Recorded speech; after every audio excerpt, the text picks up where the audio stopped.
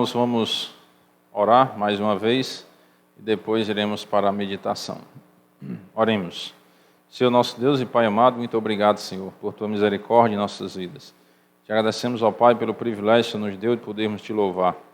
Pedimos agora, Senhor Deus, a iluminação do Teu Santo Espírito sobre a vida de cada um de nós, para que todos possamos compreender a Tua palavra, possamos ter um espírito quebrantado, para obedecer ao Senhor, para a glória do Teu santo nome. Pedimos, ó Pai, a direção do Teu Santo Espírito em todo esse tempo. E oramos em nome do Teu Filho amado, nosso Senhor e Salvador Jesus Cristo. Amém. Irmãos, hoje nós vamos estudar Efésios, capítulo 4.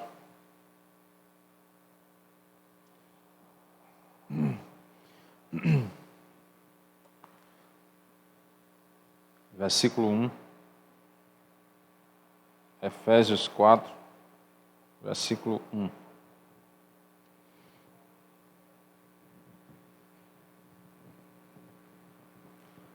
O título da mensagem de hoje podemos colocar como vocação.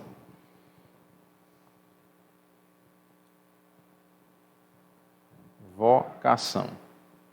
E nós, na nossa vida secular, nós temos vocações, né? Fazemos algumas coisas, trabalhamos, e aí algumas coisas fazemos para ajudar os outros também, sem fins lucrativos. E as pessoas às vezes dizem, olha, fulano e tal tem vocação para isso. Foi vocacionado, como se tivesse sido chamado por Deus para exercer aquilo nessa vida, porque faz com excelência, faz bem feito, faz com amor. E existe essa vocação secular no mundo, no dia a dia, na nossa vida secular. Mas dentro do reino dos céus, na esfera espiritual, também existe uma vocação, que é a mais suprema de todas, né? A mais importante de todas elas. Mais importante do que a vocação desse mundo ou as vocações que nós temos nesse mundo. E é sobre essa vocação que nós vamos estudar nessa noite. Nós já podemos adiantar, para que os irmãos não fiquem roendo as unhas, né? Que vocação é essa, né? Será que só vai dizer no final, né? A vocação que nós fomos chamados, como já diz no versículo 1, rogo-vos, pois, eu, o prisioneiro no Senhor, que andeis de modo digno da vocação a que fostes chamados. Essa vocação é a salvação, que é o maior chamado de todos, é a maior vocação de todas. É a salvação da alma de um ser humano. E é sobre a salvação que nós vamos falar nessa noite. Aprendendo algumas coisas também sobre a vida cristã. Porque algumas pessoas pensam, antes de serem salvos, que é muito chato ser crente, né? Porque você vai abrir mão de muitas coisas. Mas é uma vocação que você foi chamado. Quando você é chamado para exercer a sua vocação, um trabalho, por exemplo, você abre mão de algumas coisas enquanto você está exercendo aquela vocação, não é? Se você é contratado para trabalhar numa empresa de 7 às 11, de 1 às 5, o que é que você vai fazer nesse horário? Exercer a sua vocação, não é não? Então você abre mão de outras coisas para focar em exercer aquela vocação. No mundo funciona assim, irmãos. No reino espiritual não deveria ser diferente. Quando o ser humano ele é chamado para essa vocação da salvação, ele tem que entender que ele tem que abrir mão realmente de algumas coisas. De coisas que vão atrapalhar ele a exercer a vocação dele. Você já pensou se você é professor, né? Vou colocar assim. Você é um professor, você foi chamado para essa vocação de ser professor. Aí você tem que trabalhar lá de 7 às 11, de 1 às 5. Alguns trabalham também de 7 às 10 da noite, né? Mas vamos botar só 8 horas por dia. Aí a sua vocação é em sala de aula, ensinando para os alunos, né? As matérias e tudo mais. Aí já pensou se você pega e se distrai no momento da sua vocação? Você está lá no celular. Está no seu horário de vocação. 7 às 11 você brincando aqui no WhatsApp e tal, aquele joguinho de celular. Ei, mas peraí, está na hora da sua vocação. Não, peraí, que agora não. Eu tenho que me distrair. Na hora da vocação? Você faz isso? Não, né? Porque você foi chamado para aquela vocação e você tem um compromisso com aquela vocação, uma responsabilidade a cumprir. A salvação, irmãos, não é diferente. Nós temos que entender que esse chamado de Deus é uma vocação. Está aí, ó. Rogo-vos, pois eu, prisioneiro no Senhor, que andeis de modo digno da vocação a que fostes chamados. Se na hora da aula, em vez de eu estar ministrando a aula, eu estiver brincando no celular, eu não estou exercendo a vocação de modo digno. É ou não é? Então eu preciso entender isso. Às vezes é simples de entender, às vezes é mais difícil de fazer, né? Porque se você comparar com o trabalho, como eu estou fazendo aqui, o trabalho secular mesmo, vai ficar fácil você entender. Opa, então, Deus me chamou para a vocação da salvação, então eu tenho a consciência agora, que assim como eu tenho que abrir mão de algumas coisas do dia a dia para exercer a minha vocação secular do trabalho, eu tenho que abrir mão de algumas coisas também do meu dia a dia para exercer a vocação da salvação. Porque há coisas que vão atrapalhar a minha vocação. Como o celular pode me atrapalhar na vocação de professor. Em vez de eu estar dando aula, eu estar brincando no celular. Há coisas nessa vida que também vão me atrapalhar a desenvolver a vocação da salvação. E aí eu preciso entender o que são essas coisas que me atrapalham e lançar mão delas, deixar de lado, para que eu possa andar de modo digno da salvação, que é a vocação a que nós somos chamados. Aqui é só uma introdução para que os irmãos entendam, né? Que não há vocação sem você abrir mão de algumas coisas, sem renúncia. Toda vocação que você é chamado, você renuncia a alguma coisa. Você tem que renunciar. A vocação de ser pai e mãe, você abre mão de alguma coisa? E muitas, né? Noite de sono, né? A preocupação, às vezes quando a criança está doente, você levar para o hospital. Às vezes você tem que largar tudo para poder cuidar do seu filho. E por aí vai, né? Então toda vocação, irmãos, é uma responsabilidade que nós assumimos. E aí nós temos que ter essa consciência. Eu tenho que abrir mão realmente de alguma coisa. Por que eu estou falando isso e estou frisando bastante nisso? Porque geralmente quando nós ouvimos o Evangelho, nós temos aquela barreira, né? Rapaz, aceitar Jesus, eu vou ter que deixar um bocado de coisa que eu faço. Lógico. Se isso vai atrapalhar a sua vocação da salvação, você tem que abrir mão mesmo. A não ser que você não esteja disposto de seguir a Cristo. Aí é outra história. O problema não são as coisas que você tem que deixar. O problema é que você não quer deixar e seguir a vocação da salvação. Aí é outra história. É como a pessoa vai te contratar para um emprego e aí ela te diz o que você tem que fazer. Não, olha, isso aqui, nesses horários você tem que fazer isso, isso, isso e isso. Você gostando ou não, se você quiser um emprego, o que é que você tem que fazer? Cumprir as regras, não é não? Você tem que cumprir as regras, ou gostando ou não, mas se você quer aquele emprego, se você aceita aquele trabalho, aquela vocação, você vai abrir mão daquelas coisas que precisa abrir mão.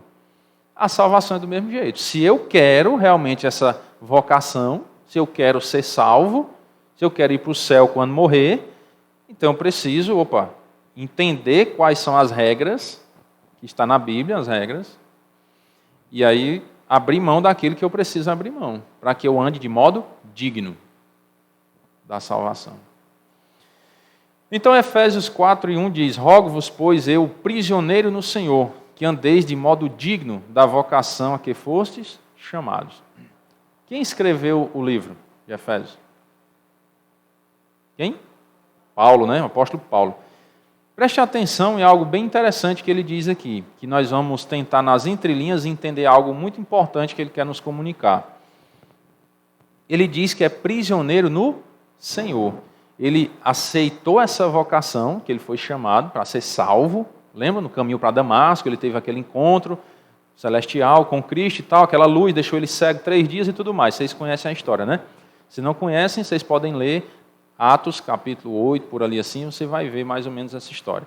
Se está na dúvida, leia o livro de Atos até o 9, capítulo 1 até o 9, você vai entender toda aquela história ali da salvação de Paulo. certo? Então ele foi chamado para essa vocação.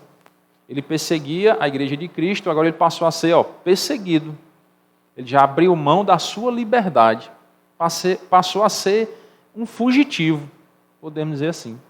As autoridades passaram a perseguir Paulo, depois que ele aceitou essa vocação da salvação. Foi preso por isso. Será que ele abriu mão de alguma coisa? Da sua liberdade. E hoje, às vezes, nós queremos ser salvos, queremos o Senhor Jesus, mas não queremos abrir mão de nada. Não vai dar certo. Não vai dar para exercer essa vocação de maneira digna. Porque tem que abrir mão de alguma coisa. Né? Às vezes, irmão, nós não saímos de casa hoje para ouvir isso, né? Não, eu queria ouvir assim uma mensagem que dissesse que eu podia ser salvo, mas continuar a minha vida do mesmo jeito. Não dá. Sinto muito em lhe dizer essa verdade, né?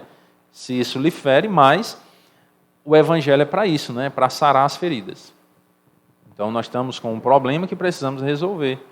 O problema do pecado, e precisamos resolver esse problema aceitando esse chamado da vocação de Cristo, que é a salvação. E eu preciso abrir mão realmente de algumas coisas, para o meu próprio bem. E aí nós vamos entender que abrir mão dessas coisas não é que seja ruim para mim. Pelo contrário, vai ser melhor. Você só vai entender isso quando você tomar essa decisão por Cristo e aceitar esse chamado. Aí você vai entender, então, rapaz, eu estava perdendo tempo, como é que pode? Eu achando que o problema maior é eu deixar essas coisas, na verdade não é. É um alívio para mim. Foi muito melhor eu deixar essas coisas. Quem já é salvo aqui, sabe o que é que eu estou dizendo. Porque no momento em que você entregou sua vida a Cristo, que você começou a entender esse relacionamento com Cristo, quão bom é servir a Deus, mais tempo eu tivesse feito isso. Comigo foi assim, né? Eu recebi a Cristo com 22 anos de idade. E quando eu entendi mesmo o Evangelho, eu digo, mas rapaz, quanto tempo eu perdi, né? Comecei a ouvir com 12 anos. Passei 10 anos ouvindo o Evangelho para aceitar a Cristo. E fiquei imaginando, quando entreguei minha vida a Cristo com 22 anos, né? Eu disse, rapaz, quanto tempo eu perdi. Mas antes eu tivesse aceitado Jesus, teria evitado muitos pecados, de desagradar a Deus, né, e estaria com mais conhecimento a respeito de Cristo, porque quando a gente se converte, a gente tem aquela sede, né, de aprender, de ler a Bíblia, de ir para os cultos, e acumular o máximo de conhecimento das Escrituras. Então, eu estaria com muito mais conhecimento do que o que eu tenho hoje. Né? Hoje eu sei pouco da Bíblia, mas poderia saber muito mais, se tivesse me convertido antes. Mas a gente fica com aquelas coisas na cabeça. Mas se eu aceitar Jesus, eu vou parar de ir à festa, eu tenho que parar não posso dançar mais forró, né? Eu não era de bebedeira, mas eu gostava de ir para os forró, dançar e tal. Eu não posso mais. Aqueles meus amigos de festa, não posso mais. E agora, não sei o quê. A gente fica com aquelas coisas na cabeça. Depois que eu entreguei minha vida a Cristo, eu digo, rapaz, quão besta eu era, né? Estava com essas barreiras que não me fazem falta. Você entrega a sua vida a Cristo, você entende, isso não faz falta. Eu estava perdendo tempo. Andar de modo digno da vocação que foi chamado. Temos que realmente abrir mão de algumas coisas. Porque você já pensou eu hoje como crente, continuando indo para os forró, dançando lá com as meninas e tal, deixar a mulher em casa e ir para os forró dançar com as outras. Já pensou se dá certo? Não dá certo. Então, eu tenho que abrir mão realmente de algumas coisas. Eu tenho que entender isso. Isso é um processo de amadurecimento espiritual. É um compromisso que eu estou assumindo com Cristo, de viver de modo digno do Evangelho. Então, eu tenho que abrir mão realmente da minha velha vida, da vida de pecado, daquilo que me contamina a minha alma. Tenho que abrir mão daquilo e viver agora desse modo digno do Evangelho. Paulo fez isso. Ele abriu tanto mão dessas coisas que ele acreditava que era bom para ele, que ele perdeu a sua liberdade, foi preso, foi prisioneiro no Senhor. Mas observe um detalhe, que é o que eu falei, que era uma grande lição para a nossa vida. Paulo diz assim, eu sou prisioneiro, mas eu estou implorando, irmãos, a vocês, implorando, rogo-vos, que vocês andem de modo digno da vocação que for chamado. Ou seja, não abram mão do Evangelho. Por que, irmão, que Paulo dizia isso? Paulo estava querendo comunicar, irmãos, vale a pena seguir a Cristo. Nem que você perca a sua liberdade. Nem que você seja preso como eu sou prisioneiro. Não abra mão da vocação. Ande de modo digno. Vale a pena, irmãos. É isso que eu entendo que Paulo quer nos comunicar. Por que ele frisa isso? Eu, o prisioneiro no Senhor. Eu perdi minha liberdade, irmãos, mas eu rogo a vocês, não abra mão da fé, não. Prefira abrir mão das coisas desse mundo, dos privilégios desse mundo, para seguir a Cristo. Nem que você perca a liberdade, assim como eu, mas vale a pena. Eu estou preso, mas eu entendo que vale a pena. E no final ele diz, né? Combati o bom combate, completei a carreira, guardei a fé. Já agora a coroa da justiça me está aguardada, a qual o Senhor reto juiz me dará naquele dia. Ele estava olhando para a eternidade. E ele entendeu que valia a pena, mesmo que fosse sofrer pela vocação, pela salvação. Mesmo que, não que esse sofrimento é o que traria salvação para ele, né? Ele entendeu isso porque ele já era salvo. Ele aceitou esse chamado da salvação, já era salvo, e ele entendeu que valia a pena sofrer. Mesmo que fosse sofrer, ser preso, perdeu a liberdade dele. Foi açoitado, sofreu naufrágio, acusado injustamente, e por aí vai. Mas ele implorou para os irmãos, irmãos, permaneçam fiéis. Vale a pena, vale a pena. Porque a vida não é só aqui, né? Tem algo no futuro, nos esperando, na glória, na eternidade.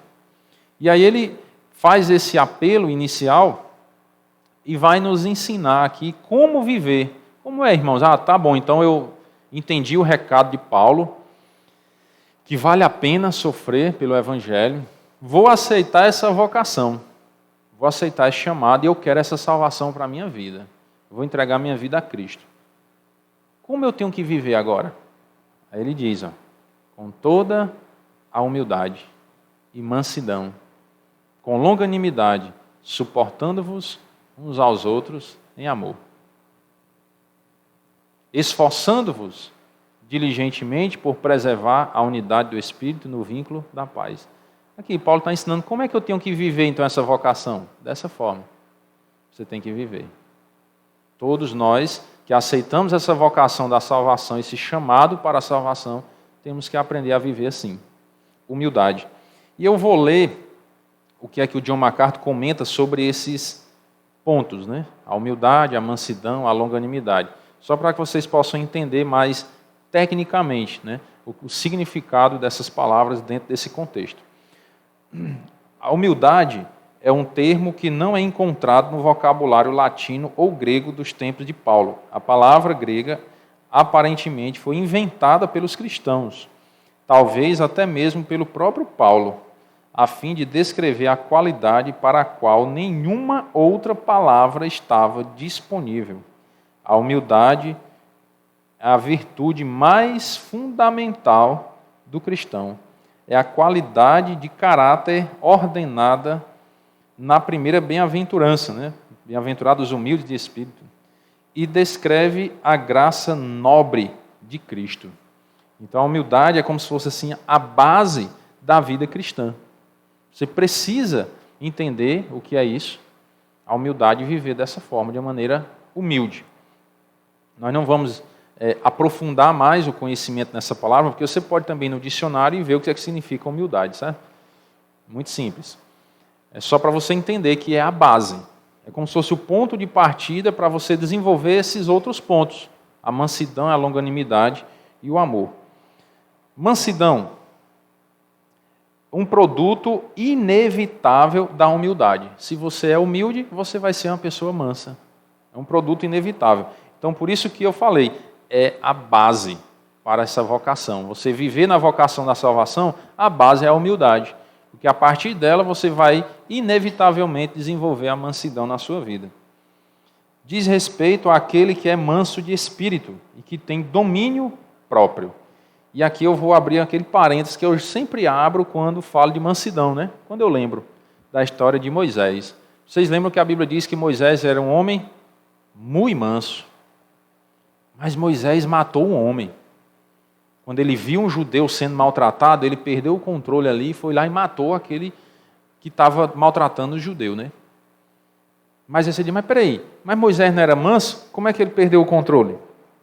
Mansidão não é frouxidão. Mansidão é você ter o domínio próprio, que ele fala. O domínio próprio. Você sabe a hora certa de agir. Você não age por impulso. Você vai saber a hora certa de agir. Mas Moisés não agiu por impulso? Não. Ele tinha que fazer aquilo naquela hora. Certo? Ele tinha que fazer aquilo. Então você observa que ser manso não é você ser covarde também. As pessoas às vezes acham, porque você é crente e tal, não pode fazer isso. Uma vez eu fui cobrar uma conta, né? E o cara disse, pai, meu irmão, você fazendo isso. Oxente, quer dizer que eu sou crente, eu vender fiado não é para receber, não é? Engraçado, né? Então, assim, as pessoas confundem muito, porque falta o conhecimento. Mansidão é você saber a hora certa de agir. Você vai se manter uma pessoa mansa, tranquila, né?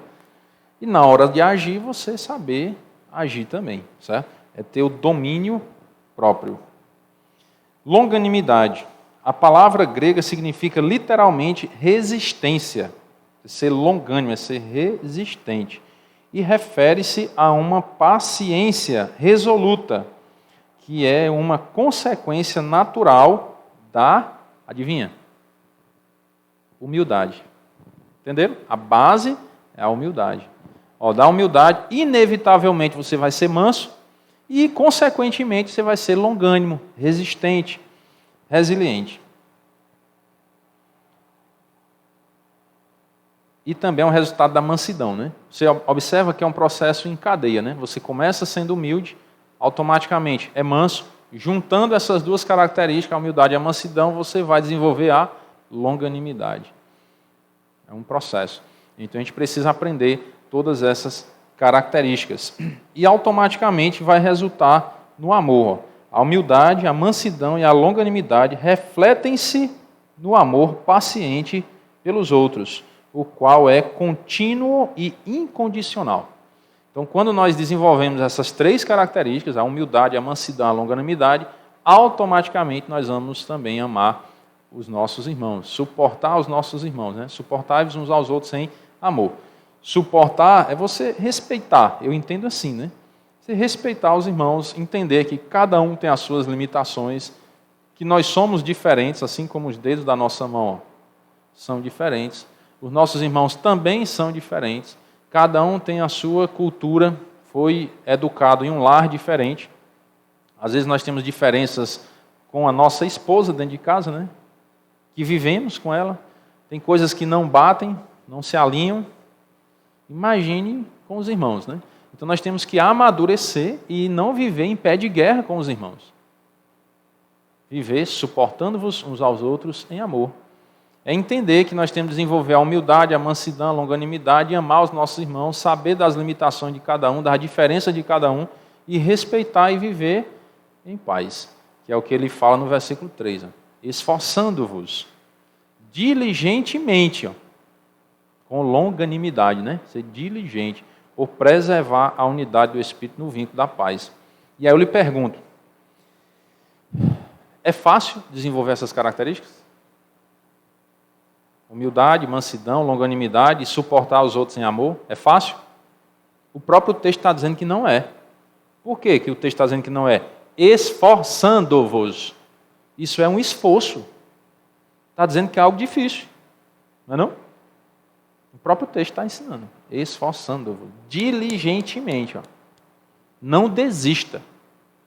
Então está dizendo que não é algo fácil. Irmão, então quer dizer que eu ser crente não é fácil, não? É não. Se você esperava ouvir isso essa noite, você não vai ouvir, né? Ser crente não é fácil, irmãos. Porque nós somos bombardeados todos os dias, todos os dias. Tentações, humilhações, afrontas, né? Você vai cobrar um cara que está ali devendo, o cara vai lhe afrontar porque você é crente.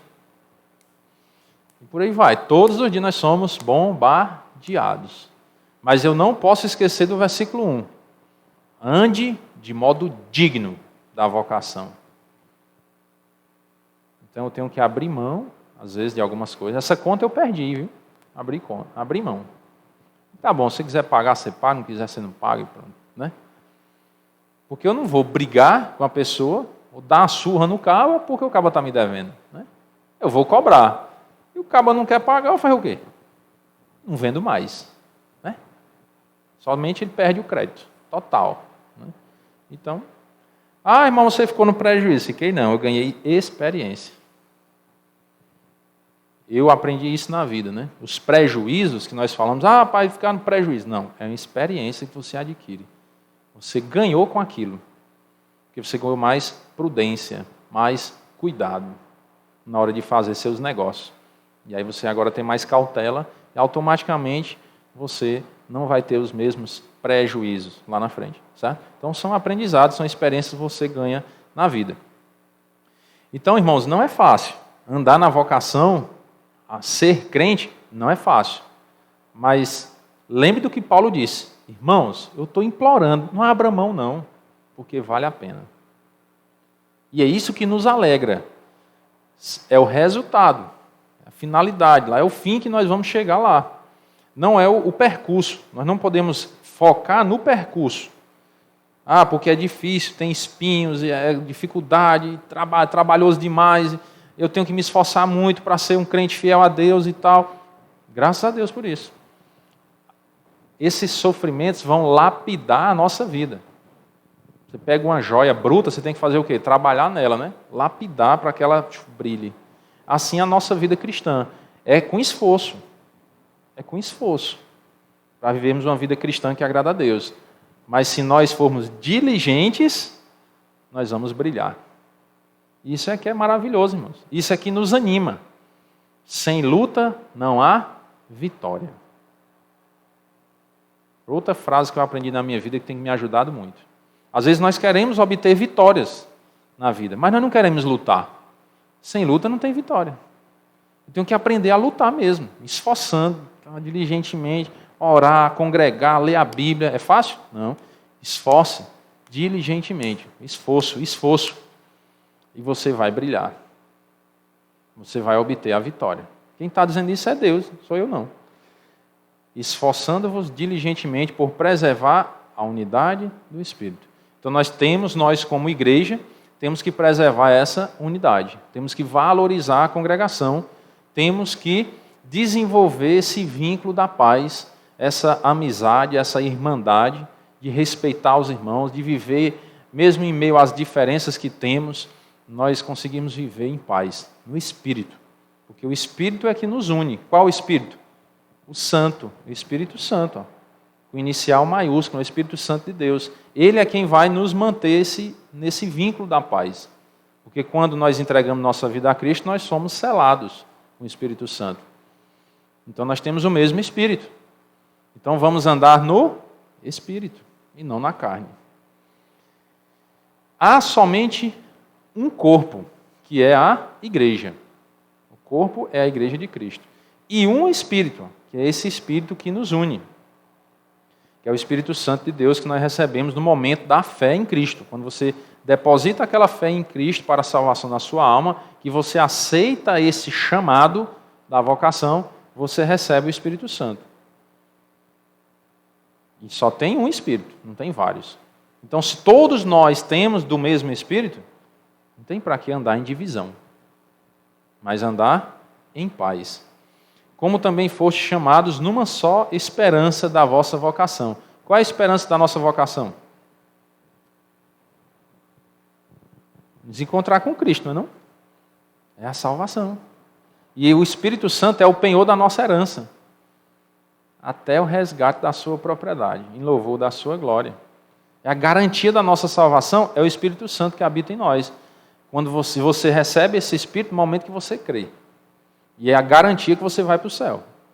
Então ele nos une, e aí nós fomos chamados nessa esperança. E aí temos que viver nessa vocação.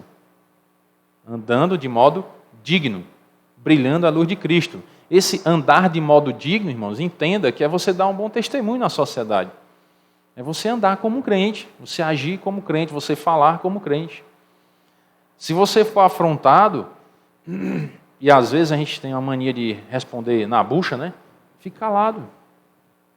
Às vezes é melhor a gente ficar calado, né?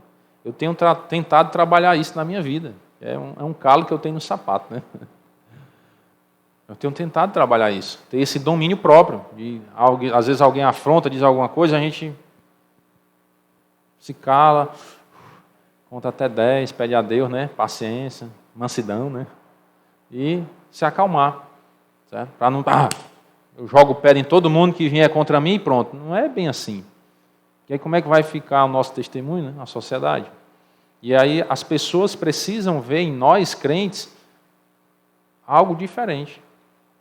Não só as nossas roupas. Se vestir diferente é muito fácil, né? Principalmente hoje, com as vestimentas de hoje, né? Muito fácil. Mas andar de modo digno do Evangelho é que é difícil. E aí é o que nós temos que orar a Deus, como nós estudamos hoje também, né?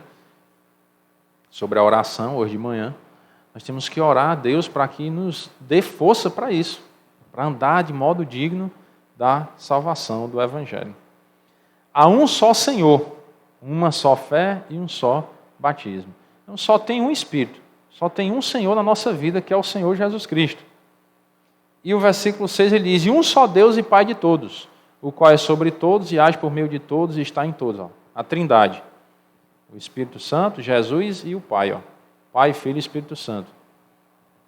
Só há um de cada, né? Um Espírito, um Senhor, Jesus e um Pai. E quando nós cremos em Jesus, nós estamos crendo nos três, na Trindade, Pai, Filho e Espírito Santo.